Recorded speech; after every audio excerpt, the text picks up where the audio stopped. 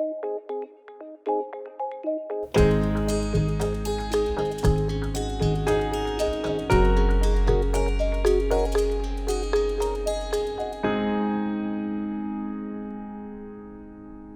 how does electricity get from where it's made to where we use it?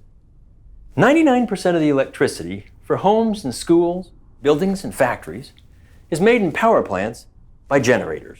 Then it's transmitted across a massive network we call the electric grid. In fact, in the US, there are 3 grids. One in the east, one in the west, and of course, one in Texas. But they all behave pretty much the same. The generator makes electricity, which gets stepped up into extremely high voltage and then moved across long distances by large power lines.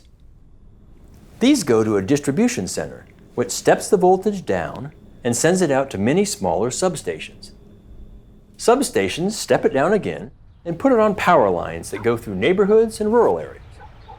Transformers step it down yet again to a household voltage, where it finally goes into your home for use.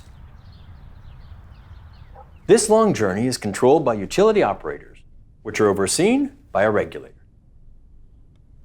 Remember that electricity can't be stored in huge quantities, so we have to generate it right when we need it. That means there are departments of people working around the clock trying to predict the electric load for the day based on the work people are doing and the amount of air conditioning or heating needed, telling power plants to turn on or shut down to supply more or less power. Working to manage the grid by the second. It's a complicated and incredible system, but that's what it takes to turn on the lights.